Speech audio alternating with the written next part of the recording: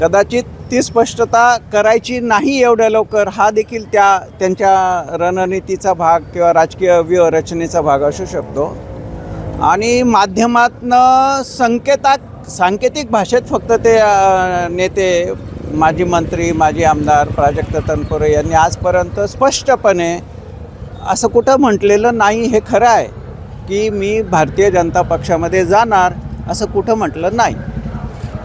पण मी भगवे कपडे घातले, भगवे वस्त्र घातलं, भगवे टोपी घातली, भगवे उपरणं अंगावर घेतलं, तेव्हा जेव्हा माध्यमांनी विचारलं की तुम्ही आता BJPत जाणार आहात का, त्यावेळेस देखील ते असं म्हणाले की नाही मी भाजपमध्ये जाणार असं तुम्ही अर्थ काढतात. मी कुठं असं म्हटलं.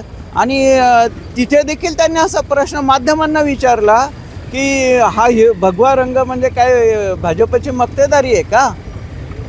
आणि अगदी 2 दिवसापूर्वीसुद्धा जेव्हा त्यांना विचारण्यात आलं की तुम्ही भाजपमध्ये जाणार आहात का, तर 20 तारखेला देवाभाऊंची इथे सभा आहे, तर त्यावेळेसही ते म्हणाले की कार्यकर्त्यांचे खूप ससे होलपट होते आहे, कार्यकर्त्यांनी किती दिवस संघर्ष करा. बघा बरं का, ही त्यांची वाक्य आहेत, आपलं नाही, त्यांची वाक्य आहेत. कार्यकर्त्यांनी किती दिवस संघर्ष करायचा आणि निष्ठा, एकनिष्ठता, ज्यांनी पक्षांतरं केले पटपट, ते लगेच कुणी कॅबिनेट मिनिस्टर झालं, ते सत्तेत आज सहभागी आहेत, सत्तेचे लाभार्थी आहेत. आणि मी शरदचंद्र पवार साहेबांशी एकनिष्ठ राहिलो. अगदी माझ्यासमोरही ऑफर होत्या, तरी मी त्या स्वीकारल्या नाही, फायद्याकडे पाहिलं नाही. परंतु माझ्या पदरात आज काय मिळालं, तर आमदारकी गेली. पुढचेही सगळे विषय आज अधांतरी आहेत.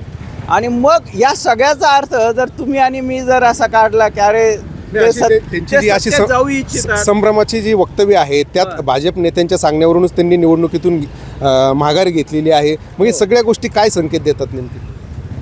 खरं आहे, याचा अर्थ पडद्याआड अजून बरंच काही झालेलं आहे, पडद्याआड बरंच काही त्यांचं ठरलेलं आहे, पण ते अजून प्रत्यक्षामध्ये जोपर्यंत साकार होत नाही. कारण राजकारणात काय असतं, आजचा क्षण महत्त्वाचा आहे, जे घडतं ते. उद्या काय घडेल याच्याविषयीचा अंदाज अगदी तसंच घडेल असं आपण सांगता येत नाही. आता त्यावेळेस आपण ही सर्वांनी माध्यमातून चर्चा ऐकली की कदाचित त्यांना विधान परिषदेसाठी आमदारकी मिळू शकते, पण जोपर्यंत किंवा कारखान्याचा अर्थसहाय्य आहे, मग प्रत्यक्षामध्ये ते तरी आत्ता असं दिसतंय की वेट वॉच अँड सी या भूमिकेत ते दिसत आहेत.